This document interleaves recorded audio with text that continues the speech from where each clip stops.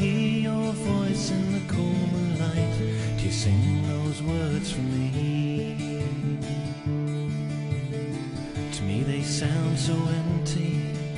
Why do you sound so sad as you tell me of the things you've seen and the home that you once had?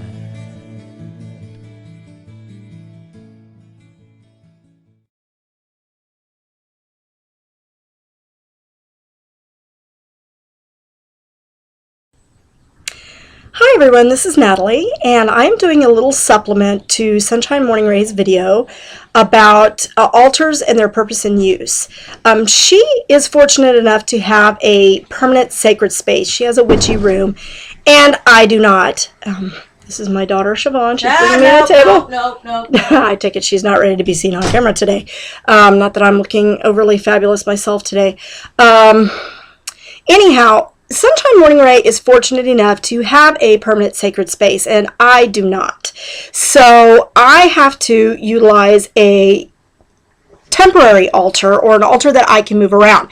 So I wanted to kind of share a short video with you guys on how I do things, and I apologize for the awkwardness of this video. I realize I'm moving around a lot, but I don't have a little movable camera. My camera's built into my computer, so I have to carry my computer around, and it's kind of big, so I do apologize. But what I wanted to show you is that this is my home office, and as you can see, that's the door. Going around towards the east, we have this lovely bay window. Then I have this cabinet, and then there's my very messy desk. Please don't pay any attention to that. And there's the floor-to-ceiling bookshelf that my husband and children built. There's actually a door behind there that leads into the kitchen, but when we would decide to use the space, we had to justify to the IRS that the room was completely separate from the rest of the house, and so we closed off that door. And then over here is my little Cowie cabinet. Never tell people you like something, because if you do, as you can see, that's what they buy you from now on. We have this rug. I rolled it up because it was hard for me to get it in here, but we're laying it out on the floor. So anyway, as you can see, this room is not very big. And what I wanted to show you guys is, I'm sorry about this, guys. This is my Ostara altar. And my daughter wheeled in a table here for me, so I'm going to bring this table over, and I'm going to try to set this down so I can show this to you a little bit better. Okay, so this is my altar, and what I wanted to show you guys, if I can pick this up, I'm using a fitted sheet as my altar cloth for Ostara because I didn't have anything springy looking. But this table is completely wooden. It has absolutely no metal.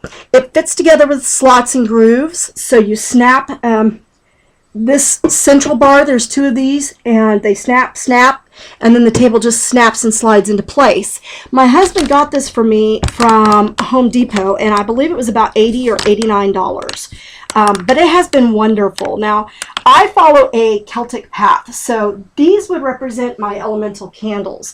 Typically, when I'm working with this altar, I'm doing formal Sabbat ritual, and I really like to do it in the garage because I like to cast a circle around my altar, and I like to have these elemental candles on the ground. Now in here there's carpet, so I just set them out on the altar to invite the elements into my work. I had a minor car wreck a few weeks back, and it's damaged the front end of my car, and so I can't set it up out there right now. So as you can see, even if you don't have a lot of room, you can have a nice spacious ritual space. This table folds flat, goes straight in the box, and can slide up against the wall, so it is fantastic. Now, to show you kind of my altar layout, what I do is I will have my Book of Shadows, and my Book of Shadows is filling up nicely, but I like to have it here because I don't have my rituals memorized, and so I will follow my ritual from my Book of Shadows. I was actually looking for kind of like a little book holder to hold it open, but I haven't been able to find one that actually works well with this. Of course, I have my cauldron. I usually utilize the left side space for my god and my right side for my goddess. I don't know why I tend to do that. Here I have my incense. I was burning sandalwood for Caradwin this morning, and it's part of my daily devotional. I have this lovely soapstone pentacle, which my husband just bought me a few weeks ago, and so I like to put that here and put the incense on that to represent the element of air. I have my representation of the god Cernunnos, who is my god. I also like this incense burner, and I use it quite a bit. I like it because this is the green man, and he has my totem animal, the owl. So when I'm working with my totem animal, I will use that. And I have a lovely, lovely totem animal owl kit that I got from Joey Morris and her shop starry-eyed supplies.co.uk, I believe it is. Fantastic. Here is my large pentacle disc. I have my candle for the Sabbat or for the element or day that I'm working on. I just chose a yellow one because I thought it would be a good springtimey color. Here I have my chalice, and I keep that on my silver pentacle disc to charge it. I'm going to try to bring this up. This was another lovely gift from my husband. He got me this one in the soapstone, and I like it. So this, to me, is silver representing the moon and the goddess, and so I'll put the wine chalice on that since that represents her. And then I use the soapstone as an earth-type element. Here I have my poor little homemade Athame, and the triple moon has been chewed off by my daughter's dog. We're going to have words about that one. This is my Morrigan wand. I'm not really finished with it. I want to color in the clay that I'm using to hold in the herbs. I hollowed this out, this piece of oak out, and I put in some herbs, and this has my little raven and my pentacle for the Morrigan. Here I keep my salt dish and my rainwater, or my water dish. I try to use rainwater whenever it rains. I go out and I collect rainwater, and as you can see, September 2013 was the last time we actually got a decent enough rain for me to get some rainwater. But I do try to use the rainwater because it is of the earth and it is natural. And then of course I have my bell, which my husband also got for me recently. I got that with the chalice and the two pentacle discs, and he got me a couple of other things. And then my itty bitty little baby cauldron. Itty bitty little baby cauldron. Well used, well loved, needs to be cured. Again. So this would be my altar typically, and this would be for doing large ritual. Now what I'm going to do here is I want to share with you how I set up my one permanent space that I have, and I'm going to pick up the computer, so bear with me here, guys, if it's really kind of my husband, when we cleared out and got our actual offices, we now have two offices, one in Denton and one in Aubrey. We cleaned out this supply cabinet. My husband told me that I could use it as a space to keep all of my witchy things. And so all of these items that you see here on my altar are stored in here. Now, this top shelf still holds some little office supplies. I have ink and pencils and things like that, and I have a couple of my just miscellaneous candles here. A whole bunch in my Pop-Tarts, because if I don't have my breakfast for the kids, they'll steal it. I can lock this cabinet. So I have that there. Now, what I have on this shelf here is where I keep my herbs. Back here is where I'm storing my totem animal kit that I got from Joey, and I do want to show you guys this because she did such a lovely job for me. I had this candle that I got at Samhain from Michael's, and I used that for my totem animal. My totem animal is the owl. But I have this lovely oil and bath salts and incense and candle from Joey Morris, and I'm trying to design myself a ritual or an altar space for my totem animal. I have my little herbal chest here. I keep some herbs in here. I have I was keeping resins in here, but I think it's pretty much empty. Yeah, I keep the tips from my wood burning tool in here, and my benzoin in here. Bear with me, guys. My allergies are really acting up, and so I'm a little, yeah, but this is my little space here. This is my ancestor candle. I'm keeping that there. This is an oil burner that I'm trying to figure out how I can use it as an incense burner that my husband got for me recently. And you can't really see it, but underneath the candle there's a beautiful pentacle. And then, of course, I have all of my herbs here. I have my patchouli, my chamomile, my willow bark. I have some echinacea on the way, my cocoa butter, and I am allowed to order one herb a month. This is just fantastic. This is a beautiful box that I got from Nadia Romanov. She hand makes these and hand paints them. And I use this to store some more of my herbs. As you can see, let me see if I can do this. It's kind of hard to do with one hand. I have a lot of little packages of herbs. So I have a lot of just a little bit of herb. And then here I have all of these boxes of candles. I love these candles. I got these at CVS, the pharmacy store, right after Hanukkah. They had gone on sale for 69 cents a package, and they're beeswax candles. So when you burn them, there is no drip. There's nothing left. It's pretty awesome. And they came with, like, this one has purple, but it has blue, orange, white, yellow, and red. Those were the primary colors in there, and I thought they were fantastic. So I stocked up on these little suckers, and then they had these for 10 cents. And I like these if I'm doing a quick ritual and I don't have a lot of time to sit with the candle. They leave a little bit of drip, but they came in white, blue, red, and yellow, and orange. White, blue, red, yellow, and orange, yeah. So these are nice because they burn fairly quickly. They're not very big. They're good spell candle size. And I can take them virtually anywhere. So I can, I can burn them as I go if I need to. So that worked out well. This is my other little chest of herbs that I got. It says Potions and Charms. I got this during Sally and Michael's. Now down on this shelf, down on the shelf is where I keep, typically I keep my ritual supplies. I have my crystals in my lovely little Triple Goddess box that my husband got for me. The chest was much smaller than we expected, but it works perfect for keeping my crystals. I have my smudging shell. This is my Maybon kit that I got from Sacred Mists that I'll be using again this Maybon. I keep my extra chalices here. All of the stuff that you saw on the altar typically goes in here. I have my travel altar that I got from Sunshine Morning Ray. I keep that here with my wood burning tools and my wood carving and my calligraphy pens. I'm in the process of making a dream pillow, my sacred ash and all of that stuff, and I use this thorn got stuck in my shoe. I don't know if you can see this little guy. He's pretty wicked.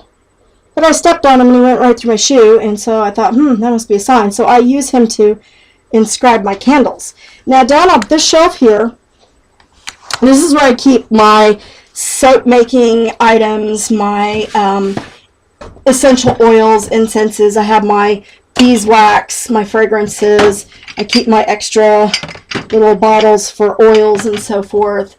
My extra jars for my herbs, my grapeseed oil, and here I keep my soap making items.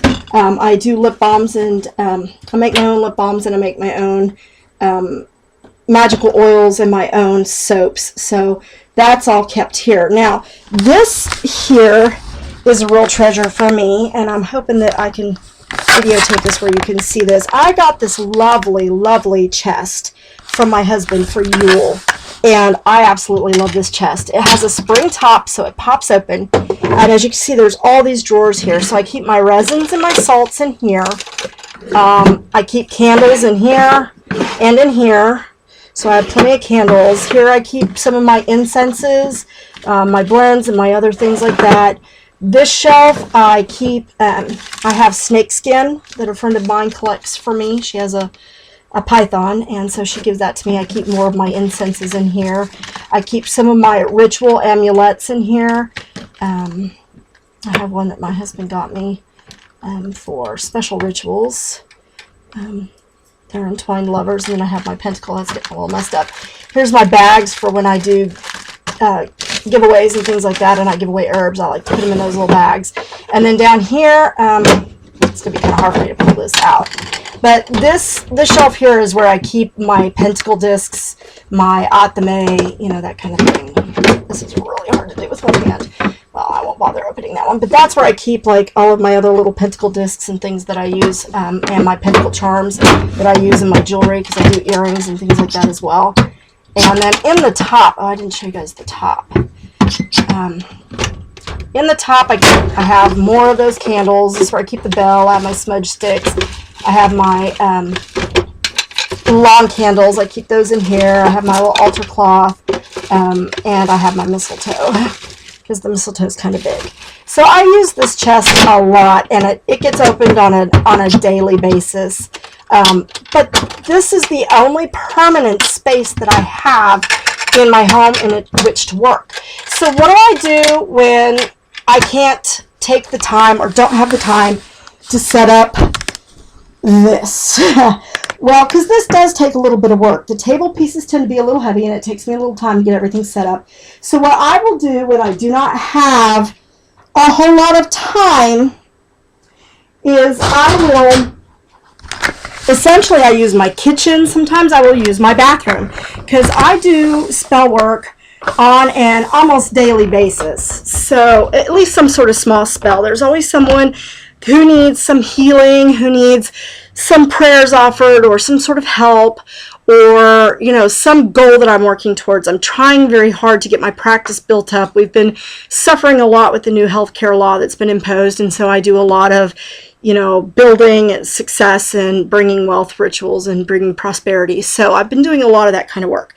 So what I will do is, sometimes it's as simple as, okay, I don't have a lot of time in the morning, but I want something. I want to offer up something to the universe. So I'll go get a plate, and I will take my atame, and I will cast a circle in my bathroom. I will cast a circle in my kitchen, and I'll incorporate the entire kitchen so that I'm free to work in that entire space. And I will take a plate and set out 4 small candles, like, you know, they may be something as small as a tea light candle like this. I have some beautiful green ones that I got from Nadia Romanov, and then these I got from Stacy Jo Painter Barna. So I use these in the fall because they're orange and they smell like pumpkin. They're fantastic. And I'll set 4 of those out, 1 to represent each element. And I will, as I light each candle, I will invite that element to come and basically bless my workings. And, you know, I'll just set them directionally, but they'll be on a plate, and then I'll have my cauldron with the candle that represents the color of whatever I'm working on, whether it's healing or whatever. I go through all the steps of anointing the candles, including the tea light candles. Like for my prosperity spell, I have basil essential oil. I will use basil essential oil to anoint those elemental candles. I'll light them. I will use my small incense burner, and I may burn some incense to help carry my prayers to the universe. And then I will use my cauldron to hold the main candle, which represents what I am working towards. If it is a healing spell, I will inscribe the names on the chime candles. They're, you know, the chime candles, or even on the Hanukkah candles like I showed you. I will inscribe their names or their initials and birth dates into those candles, and I will use those. So even if you don't have a permanent working space, you don't have a permanent altar, you can pretty much use anything for an altar, provided you're cleansing and preparing the space as you should. So you're working against time, or you don't got a lot of space, or you have a roommate or a family member who maybe doesn't know you're practicing or doesn't like your practice. I've been fortunate that my husband's been very understanding, and has even gone so far as to get me 2 hand fasting bands. This one has the moonstone with the triple moon and the Celtic, and he wants me to wear that on my right hand. And then on my left hand, he got me this one, and although I typically wear this size ring, for some reason this particular band is a little tight. So he said, well, don't wear it on that finger, just wear it on your pinky. I know what it's for, you know what it's for, but it has the pentacle, and it has the hearts as one. So I've been fortunate, but not everybody's as fortunate as I am to have someone who's understanding and is willing to go and get them the materials they need to have a nice temporary space. So bear in mind that as long as you're cleansing your space, you're remembering your elements of your ritual, you can do ritual just about anywhere. And I find that my practice has been very successful. So yeah, I don't feel, you know, I'm one of those people that I like things done right. I like to have it done exactly the way that I read it should be done. But remember that your path is unique, and what's in your heart and what's going out to the universe is really what matters. So any space can be a ritual space for you. You can cast in your car. It can be as simple as calling upon the elements for their assistance, calling upon the god and goddess, and saying a small spell that comes straight from your heart. It doesn't have to rhyme. It's great if it does, but it doesn't have to rhyme. Anything like that. So don't let not having a permanent space keep you from your ritual, and don't feel bad that you don't have a permanent altar space. You can create an altar anywhere, anytime. I hope that this video has been helpful to you and encouraging for those of you that may not have that nice witchy room. braggy people. But I hope that you find encouragement in this and that you've enjoyed seeing how I utilize my temporary space. Thanks for watching Witches of the Moon, and y'all have a blessed day.